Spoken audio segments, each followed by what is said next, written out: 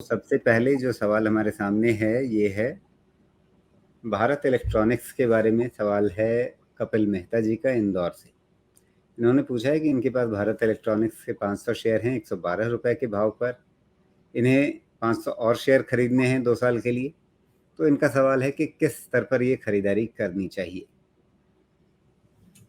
Okay. तो देखिए, अब भारत इलेक्ट्रॉनिक्स का आप पूछेंगे रनवे कितना है, तो इतने हाई पे जाने के बाद रनवे कुछ भी हो सकता है, वो तो तब की बात है। रही आपने बात आपने खरीदा है 112 पे, तो फिर आपने अगर इन्वेस्टमेंट के लिए खरीदा है तो जिस रेट पे आपने खरीदा है वो सही रेट नहीं है। ट्रेडिंग के लिए भी खैर वो सही रेट तो नहीं है, क्योंकि ट्रेंड के हिसाब से ही चलना चाहिए, शॉर्ट टर्म या मीडियम टर्म। लेकिन वो खरीदने का लेवल बहुत इन्होंने कंफर्टेबल नहीं है। मतलब दौड़ती हुई ट्रेन में चढ़ने की कोशिश की है क्या? लगता तो ऐसा इसको ही है ना। बोलते हैं इसी को बोलते हैं फोमो, जो फियर ऑफ मिसिंग आउट है ना, कि ये निकल जाएगा आगे, अभी थोड़ा सा गिरा है, चल के ले लेते हैं थोड़ा।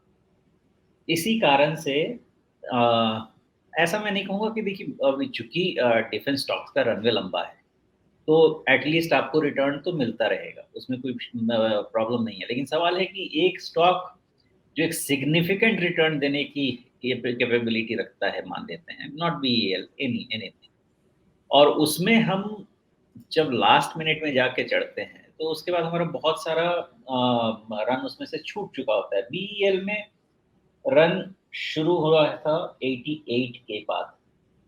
ओके, 88 नहीं भी तो 90, नहीं भी तो 95, उधर में तो हम जा ही सकते थे, कुछ भी छूटा तो भी मिल जाता।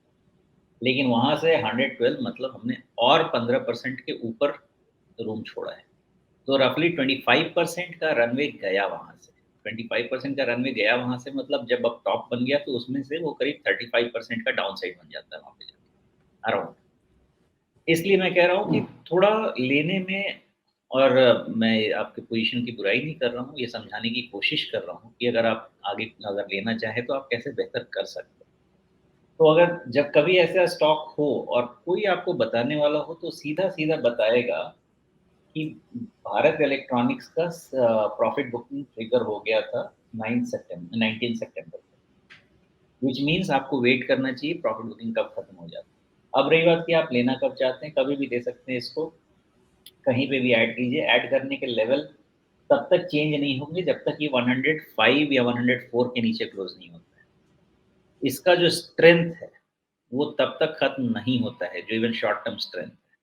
तो कहीं उसके पास आता है 104, 105, तो आप थोड़ा ऐड कर सकते हैं। लेकिन डाउनसाइड 104 के बाद अगर वहाँ पे नहीं संभला और मार्केट में करेक्शन आया और ये कूल ऑफ बढ़ा, तो फिर वहाँ से और रफली 7-8 रुपीज़ आराम से नीचे स्टॉक गिर सकता है।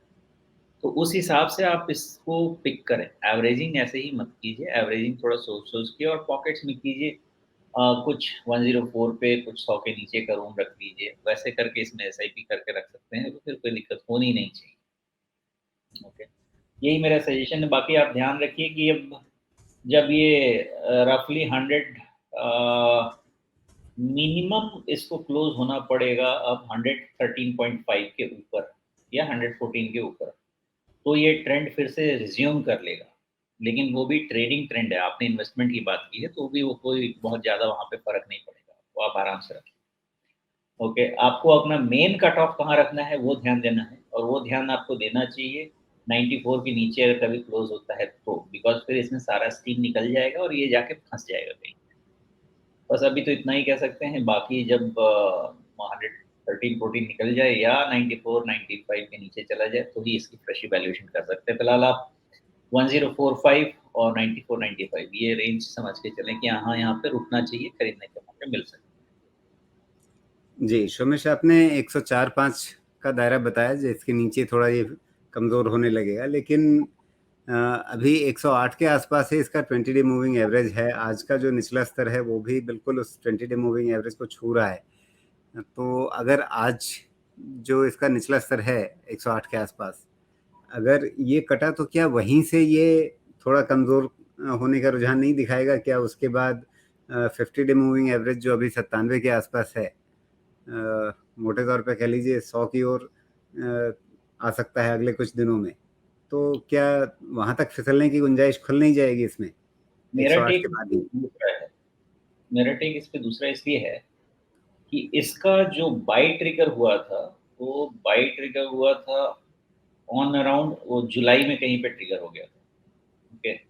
जब जुलाई में बाय ट्रिगर हुआ था, उसके बाद थोड़ा बहुत 1-2 बीच में एनोमली आई है, बट वो बाय लार्जली खत्म नहीं हुआ ट्रिगर, और वो कंटिन्यूड है अभी अप टिल सितंबर, तो जुलाई, अगस्त, सितंबर, almost half, more than half. तो 2 एंड हाफ मंथ की रैली है। 2 एंड हाफ मंथ की रैली है, तो इसको थोड़ा करेक्शन कूल ऑफ लेना चाहिए। और उस पे प्रॉफिट बुकिंग पैरामीटर्स पे मुझे मोस्टली दिख रहे हैं कि प्रॉफिट बुकिंग है।